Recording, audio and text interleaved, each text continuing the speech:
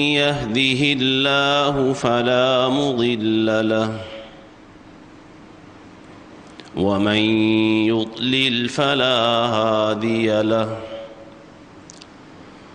وأشهد أن لا إله إلا الله وحده لا شريك له وأشهد أن محمدًا عبده ورسوله يا أيها الذين آمنوا اتقوا الله حق تقاته ولا تموتن إلا وأنتم مسلمون يا أيها الناس اتقوا ربكم الذي خلقكم من نفس واحدة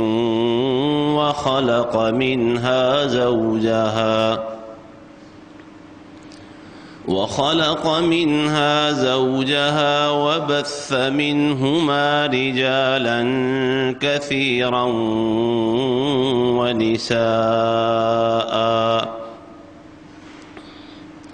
واتقوا الله الذي تساءلون به والأرحام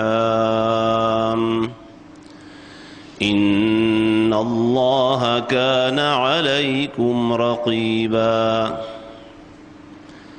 يا أيها الذين آمنوا اتقوا الله وقولوا قولا سديدا يصلح لكم أعمالكم ويغفر لكم ذنوبكم ومن يطع الله ورسوله فقد فاز فوزا عظيما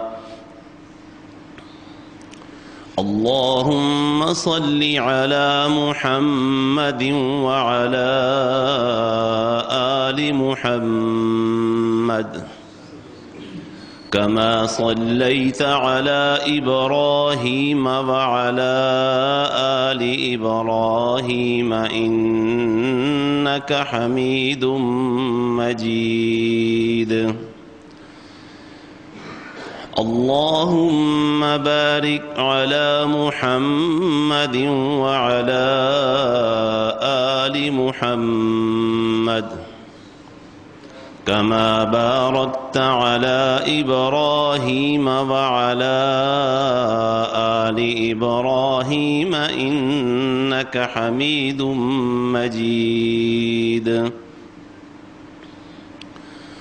أما بعد فإن خير الحديث كتاب الله وخير الهدي هدي محمد صلى الله عليه وسلم وشر الأمور محدثاتها وكل محدثة بدعة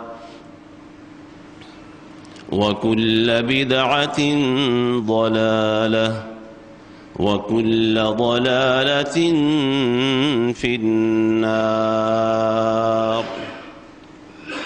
سبحانك لا علم لنا إلا ما علمتنا إنك أنت العليم الحكيم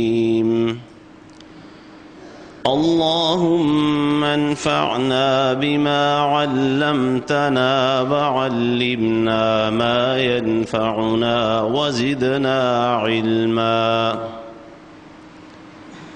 الحمد لله على كل حال ونعوذ بالله من حال أهل النار رب أعوذ بك من همزات الشياطين وأعوذ بك رب أن يحضرون أعوذ بالله السميع العليم وبوجهه الكريم وسلطانه القديم من الشيطان الرجيم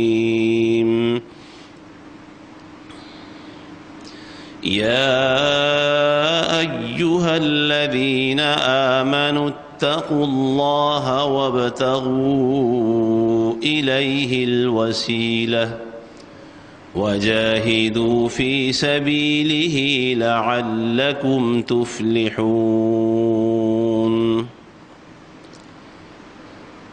اے لوگو جو ایمان لائے ہو، اللہ سے ہمیشہ ڈر کے رہو اور اس کی نزدیکی کے لیے ذرائع اختیار کرو اور اس کے راستے میں جہاد جاری رکھو تاکہ تمہیں دنیا اور آخرت کی کامیابی ملے۔ اللہ تعالیٰ کے قرب حاصل کرنے کے اسباب کیا ہیں، ذرائع کیا ہیں، اس کے راستے کیا ہیں، اس پر گفتگو شروع ہوئی تھی۔ پچھلے خطبے میں عرض کیا تھا قرآن اور حدیث کی روشنی میں کہ تقوی، پرہیزگاری اختیار کرنا، یہ پہلا ذریعہ ہے۔ اللہ تعالیٰ سے ڈرنے سے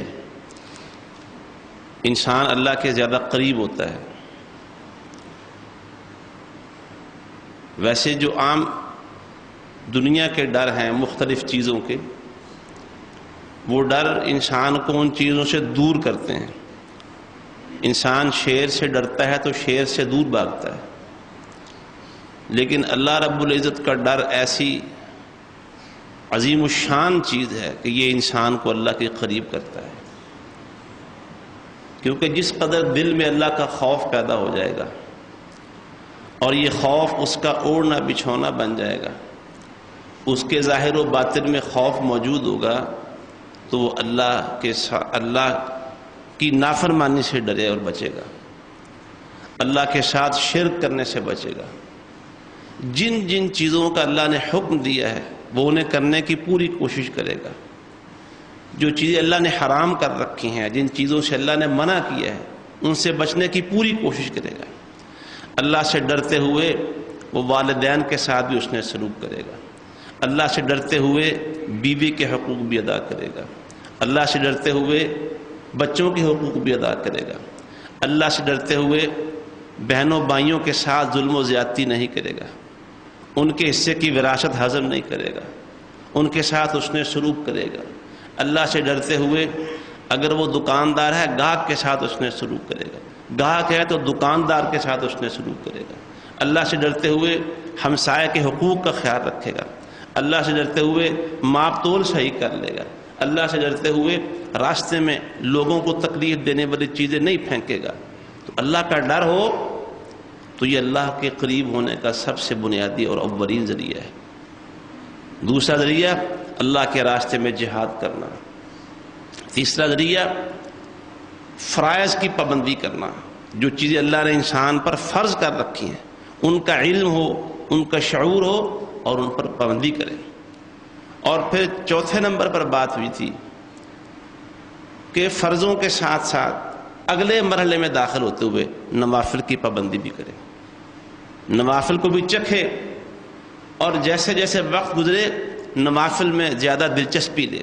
فرائض کے بعد جب انسان نوافل کی کوشش کرتا ہے، نفلی نمازیں، نفلی روزے، نفلی حج، نفلی صدقات، اور اس کے علاوہ والدین کی خدمت میں جو چیزیں اللہ نے فرض کر رکھی ہیں ان فرضوں سے بڑھ کر انسان کوشش کرے، بیوی بچوں بہن بھائیوں کے حقوق میں جو چیزیں اللہ نے فرض کی ہیں ان کی تکمیل کے بعد مزید آگے بڑھنے کی کوشش کرے۔ دکاندار کی بات پہلے بھی کی، رسول اللہ صلی اللہ علیہ وسلم نے فرمایا سودا تول کے دو تو جھکتے ہوئے ترازو کے ساتھ دو۔ جتنے پیسے دیے ہیں اس کے برابر سودا دینا تو ضروری ہے، فرض ہے، لیکن آپ نے فرمایا تھوڑا جھکتا ہوا تھوڑا زیادہ ڈال دو، یہ نفلی کام ہے تمہارا۔ تو ہر شعبے میں، ہر باب میں، ہر معاملے میں جو چیزیں اللہ نے فرض کر رکھی ہیں ان کی پابندی کرنے کے بعد انسان نفلی کاموں کی بھی کوشش کرے تاکہ اللہ کا قرب حاصل ہو جائے۔ تو اللہ تعالیٰ کے قرب حاصل کرنے کا ایک بہت بڑا ذریعہ اور بہت بڑا عمل، یہ جن دنوں سے ہم گزر رہے ہیں، اور اللہ تعالیٰ زندگی صحت عافیت عطا فرمائے، بہت جلد جو ہماری زندگی میں وہ دن آنے والا ہے، عید الاضحیٰ کا عمل قربانی کا عمل ہے۔ عید الاضحیٰ والے دن کی بڑی فضیلت آئی ہے، تو رسول اللہ صلی اللہ علیہ وسلم نے فرمایا عید والے دن اللہ کے نزدیک بندے کا سب سے محبوب عمل وہ جانور ذبح کرنا ہے، قربانی کرنا ہے۔ قربانی کا خون رسول اللہ صلی اللہ علیہ وسلم نے فرمایا زمین پہ بعد میں گرتا ہے، اللہ کے ہاں اونچا اور اعلیٰ مرتبہ اور مقام پہلے حاصل کر لیتا ہے۔ یہ قربانی کا عمل جس کو اللہ نے توفیق دی ہے، جس کو اللہ تعالیٰ نے گنجائش اور وسعت دی ہے، چاہے تھوڑی بہت تنگی اور مشکل کے ساتھ ہی ہو۔ ابھی ایک یہاں سوال بعض لوگ کرتے ہیں کہ اگر بندہ مقروض ہو، مجھے بھی ایک دو بھائیوں نے سوال کیا تھا، مقروض ہو تو کیا وہ قربانی کر سکتا ہے؟ اس بارے میں کئی علماء اور مشائخ سے، غالباً مفتی حافظ عبدالستار حماد حافظہ اللہ تعالیٰ سے اس بارے میں سوال ہوا، تو انہوں نے فرمایا میرے علم میں قرآن و حدیث سے کوئی ایک دلیل بھی ایسی نہیں جس میں مقروض آدمی کو قربانی دینے سے منع کیا گیا ہو۔ مقروض آدمی اگر قربانی نہیں کرتا اور اس کو حکماً منع کر دیا جائے کہ نہیں تم قربانی نہیں کر سکتے، اس کی دلیل چاہیے قرآن سے اور حدیث سے۔ تو میں عرض کر رہا ہوں کہ قربانی اگر مشکل حالات بھی ہوں، انسان مشکل حالات میں بھی قربانی دینے کی کوشش کرے، مینج کرے، محنت کرے، کوشش کرے، ذرا بچ بچا کے خرچے سے تھوڑا پس انداز کرتے ہوئے قربانی کرے۔ عید والے دن کا یہ عمل اللہ رب العزت کے ہاں باقی تمام نفلی کاموں سے زیادہ محبوب اور زیادہ پسندیدہ ہے۔ قربانی، بلکہ قربانی لفظ اس کے معنی ہی ایسا عمل جس سے اللہ کا قرب حاصل ہو، اور یہ قربانی ہماری اردو زبان میں جس معنی میں استعمال ہوتا ہے، اگر اسے بھی دیکھا جائے تو یہ یاد رکھیے اللہ کے دین کی روح ہے قربانی۔ جیسے مولانا ابوالکلام آزاد رحمہ اللہ نے، اور اس سے پہلے شیخ الاسلام امام ابن تیمیہ رحمہ اللہ وغیرہ نے لکھا ہے کہ قربانی اللہ کے دین کی روح ہے۔ جب اللہ کے دین کی خاطر، اللہ کی محبت کی خاطر اپنا دین و ایمان بچانے کے لیے جب ہجرت کی جاتی ہے، وہاں بھی وہ مہاجر شخص قربانی دیتا ہے، اپنے گھر بار کی، وہ وطن جہاں وہ پیدا ہوا پلا اور بڑا، اس زمین سے محبت، اس کے در و دیوار سے محبت، وہاں جو کاروبار کیے گھر بنائے اس سے محبت، رشتہ داروں سے محبت، خونی تعلقات سے محبت، وہ ساری محبت قربان کر کے اپنے دین اور ایمان کو بچانے کی خاطر وہ ملک چھوڑ کے دوسرے ملک میں چلا جاتا ہے۔ اور جب جہاد کی باری آتی ہے، جہاد بھی اصل میں یہی بات ہوتی ہے کہ ایک مجاہد اپنا تن من دھن سب کچھ اللہ کی محبت میں، اللہ کے دین کی خاطر لٹانے کے لیے تیار ہو جاتا ہے، گویا وہاں بھی وہ قربانی کا مظاہرہ کر رہا ہوتا ہے۔ رسول اللہ صلی اللہ علیہ وسلم نے فرمایا کہ عشاء کی اور فجر کی نماز منافق پہ بڑی بھاری ہوتی ہے۔ کیوں؟ وجہ کیا ہے؟ یہ دونوں نمازیں نیند کی قربانی کے ساتھ ادا کی جاتی ہیں۔ سارے دن انسان کام کاج کی وجہ سے تھک جاتا ہے، شام کو گھر لوٹتا ہے، کھانا کھاتا ہے، کچھ کام کی تھکاوٹ، کچھ کھانے کا نشہ چڑھا، جب نماز کا وقت ہوتا ہے تو جسم نیند کی وجہ سے بوجھل ہو رہا ہوتا ہے۔ منافق کے لیے اپنی نیند چھوڑ کے مسجد آنا بڑا مشکل ہوتا ہے۔ صبح فجر کے ٹائم نیند اور بستر چھوڑ کے، آرام چھوڑ کے مسجد میں آنا پڑتا ہے، منافق کے لیے بڑا مشکل ہوتا ہے۔ لیکن مومن عشاء کے ٹائم بھی، فجر کے ٹائم بھی اپنی نیند کی قربانی دے کے اللہ کے دربار میں حاضر ہو جاتا ہے۔ تو یہ قربانی اللہ کے دین کی روح ہے۔ یہ اگر روح نہ ہو تو جسم کسی کام کا رہتا ہے؟ نہیں رہتا۔ بلکہ آپ تھوڑا غور کر لیں، یہ جو قربانی ہے یہ ساری زندگی کی روح ہے۔ یہ زندگی چل نہیں سکتی جب تک قربانی کا عمل انسانی زندگی میں شامل نہ ہو۔ ماں باپ، کئی لوگ کہتے ہیں کہ ماں باپ تو نام ہی قربانی کا ہے۔ اپنے بچوں کے لیے بچوں کی خوشیوں اور ضروریات کے لیے ماں باپ اپنی خواہشات قربان کرتے ہیں کہ نہیں کرتے؟ اکثر کرتے ہیں، کوئی نہیں بھی کرتے، بعض اوقات مثالیں موجود ہیں اس کی. لیکن آپ یہ سمجھ لیں کہ ماں باپ واقعی قربانی کا نام ہے. جب عمر ذرا بڑی اور بچے بھی تھوڑے بڑے ہونا شروع ہوتے ہیں تو ماں باپ عیدوں، شادیوں، بیاہ اور خوشیوں کے موقع پہ اپنی خوشیاں، اپنی ضرورتیں، اپنی خواہشیں اپنے بچوں کی خوشیوں پہ قربان کرتے ہوئے نظر آتے ہیں. اگر ماں باپ اپنے بچوں کی خاطر قربانی نہ دیں تو زندگی میں رنگ نظر نہ آئے. طالب علم امتحان کے دنوں میں وہ اپنی نیند قربان کرتا ہے، راتوں کی راتیں بیٹھ بیٹھ کے کتابیں پڑھتا ہے، کتابیں کھنگالتا ہے، انہیں پڑھ پڑھ کے ہضم کرنے کی کوشش کرتا ہے، اسے کھانا بھول جاتا ہے. بلکہ میں نے ایسے طالب علم بھی دیکھے ہیں امتحان کی تیاری کے لیے وہ ایسی میڈیسن کھاتے ہیں کہ نہ نیند آئے نہ بھوک لگے.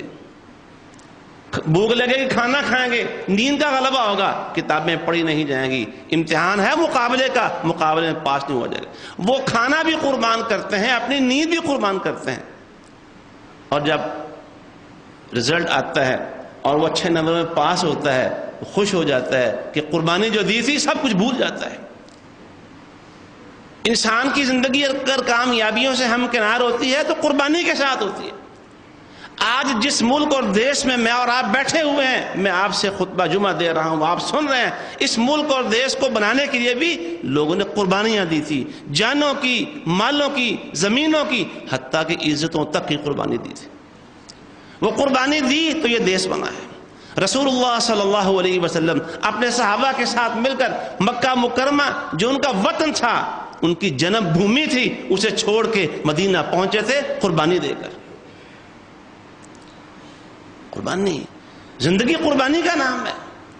اگر کوئی شخص اپنے آج کو اپنے کل کے لیے قربان کرنا نہیں جانتا وہ ناکام ترین انسان ہے.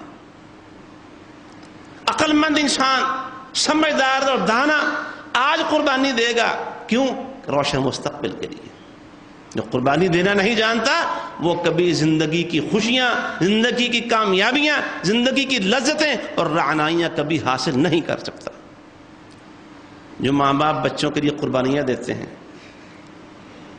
اپنا پیٹ کاٹ کاٹ کے ان کی سکولوں کالجوں کی فیسیں بھرتے رہتے ہیں، وہ اعلیٰ تعلیمی مناظر طے کر لیتے ہیں اور اس کی وجہ سے انہیں بڑی بڑی جابز مل جاتی ہیں اور ان کے رشتے اچھے گھرانوں میں ہو جاتے ہیں، اور وہ ماں باپ کے گرد کامیابیوں کے ساتھ گھومتے پھرتے نظر آتے ہیں، تو ماں باپ کو وہ قربانی دی بھول جاتی ہے اور ان کے اس مستقبل کو دیکھ دیکھ کے ان کی آنکھیں اور ان کے دل وہ سرشار ہوتے رہتے ہیں. میں نے خود اپنے کانوں سے سنا، ایک ہسپتال کے ویٹنگ لاؤنج میں ایک ماں ساتھ بتا رہی ہے کہ بیٹے کا داخلہ جانا تھا، پیسے نہیں تھے، کاروباری حالات بڑے خراب تھے، میرے پاس وہ کڑے تھے، کچھ زیور تھا، میں جیولر کے پاس گئی، اپنا زیور بیچ کے اپنے بیٹے کی فیس ادا کر دی. بیٹے کو پتہ ہی نہیں تھا. وہ کئی سال بعد بیٹے کو پتا چلا، امی وہ آپ کے کڑے کہاں گئے، امی آپ کے وہ کانٹے کہاں گئے. میں نے کہا بیٹے وہ تمہاری فلاں فیس ادا کر دی تھی، جبکہ وہ امتحان پاس بھی کر چکا تھا. ماں باپ کو بھول جاتا ہے کہ ہم نے قربانی کیا دی. کیوں؟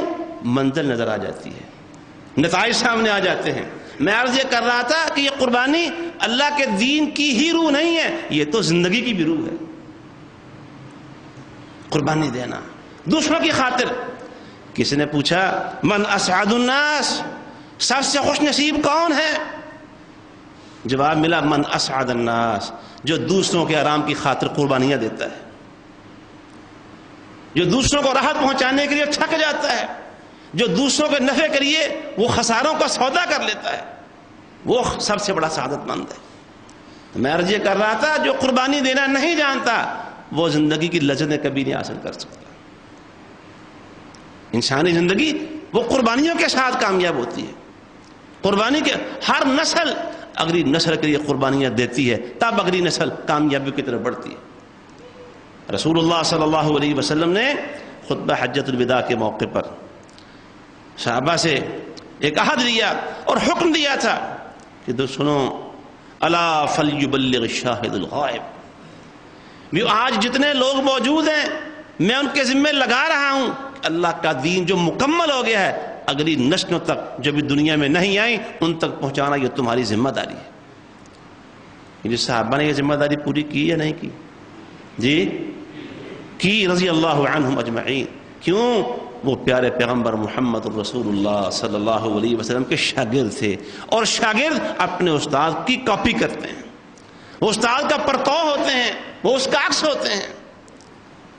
صحابہ نے دیکھا کہ اللہ کے نبی محمد الرسول اللہ صلی اللہ علیہ وسلم اللہ کے دین کے لیے اپنا سب کچھ لٹا چکے تھے اور اپنی جان بھی قربان کرنے کے لیے ہر دم مچلتے رہتے تھے. تو صحابہ نے اپنی زندگی کے آرام دیکھے؟ نہیں دیکھے. مدینے سے سب سے بڑھ کر پیار اللہ کے رسول صلی اللہ علیہ وسلم کی قبر مدینہ منورہ میں تھی. بڑی محبت تھی. وہ جس جگہ کو رسول اللہ نے فرمایا کہ ما بین ممبری و حجرتی روضۃ من ریاض الجنہ، کہ میرے ممبر اور میرے حجرے کے درمیان والی جگہ یہ روضۃ من ریاض الجنہ ہے، جنت کی کیاری ہے. کتنی محبت ہوگی اس سے صحابہ.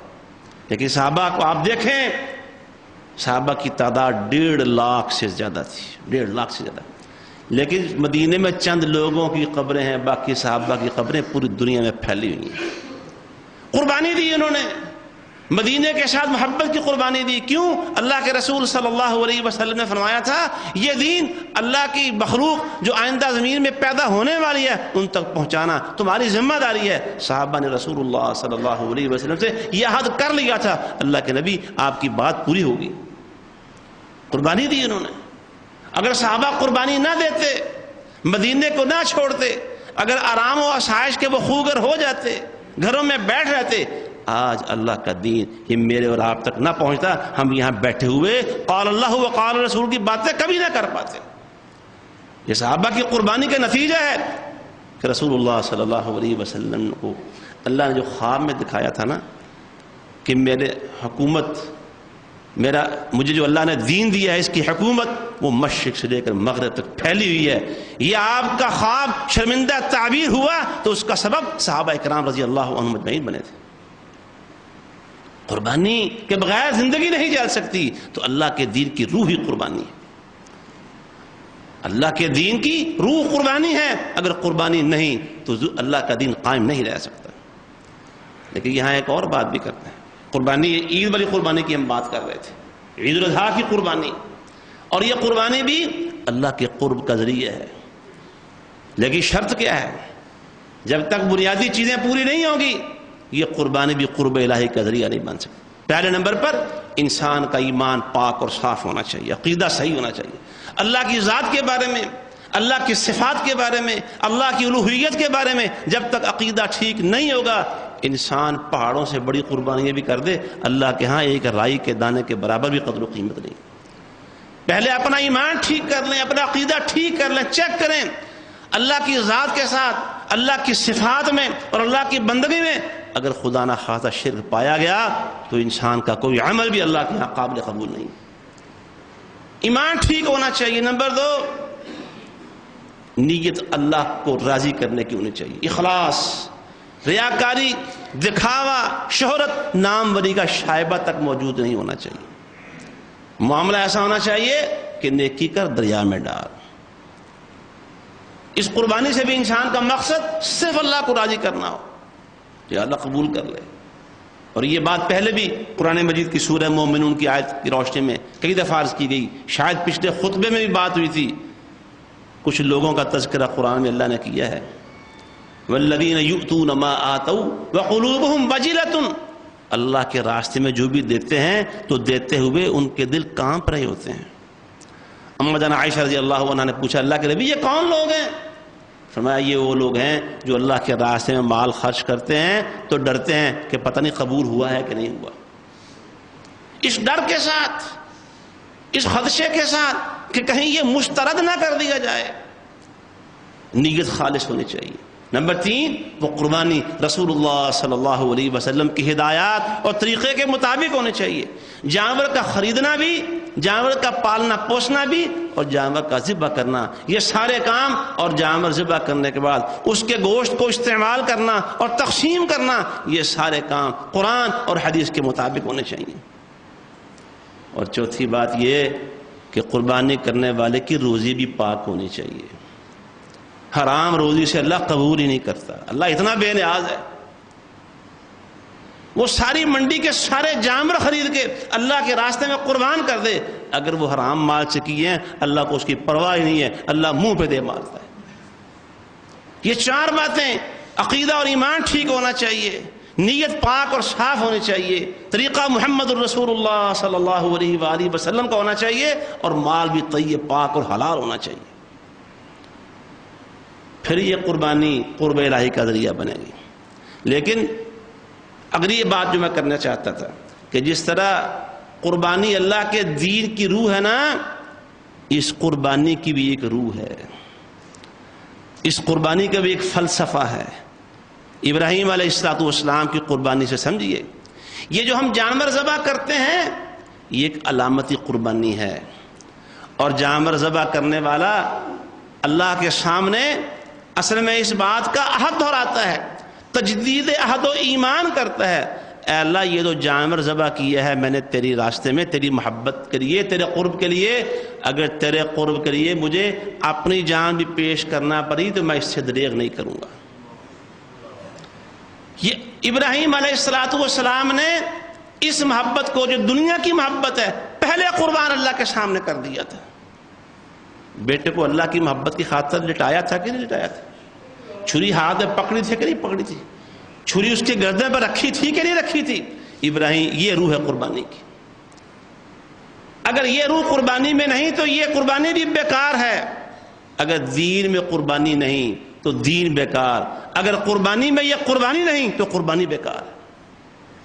آج جب پکڑتے ہیں بسم اللہ اللہ اکبر، یا اس سے پہلے جو دعا ہے لمبی وہ بھی اگر پڑھ لیں، وجہت وجہی للذی فطر السماوات والارض حنیفا وما انا من المشرکین ان صلاتی ونسکی ومحیای ومماتی للہ رب العالمین لا شریک لہ وبذلک امرت وانا اول المسلمین. اور پھر اے اللہ اللہم اللہ کا ومن کا بسم اللہ اللہ اکبر چھری چلاتا ہے، اور دل دماغ میں جسم کے روئیں میں یہ بات موجود ہو، اے اللہ جس طرح اس کو تیرے راستے میں قربان کر رہا ہوں، اگر وقت پڑا تیرے دین کی خاطر، تیری توحید کی خاطر، تیرے نبی صلی اللہ علیہ وسلم کی ختم نبوت کی خاطر، تو اے اللہ میں دریغ نہیں کروں گا.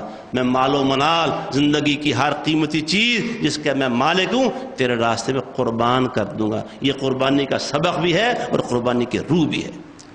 اگر یہ روح نہیں تو قرآن میں اللہ نے کہہ دیا ہے لن ینال اللہ لحومها ولا دماؤها، اللہ کو تمہاری قربانیوں کے گوشت نہیں پہنچتے، اللہ کے ہاں ان کے خون جمع نہیں ہوتے، ولیکن ینالہ التقوی منکم، اللہ کے پاس تمہاری طرف سے جو چیز جمع ہوتی ہے اور توشہ آخرت بنتی ہے، ذخیرہ آخرت بنے گی، وہ تمہارے دلوں کا تقوی ہے.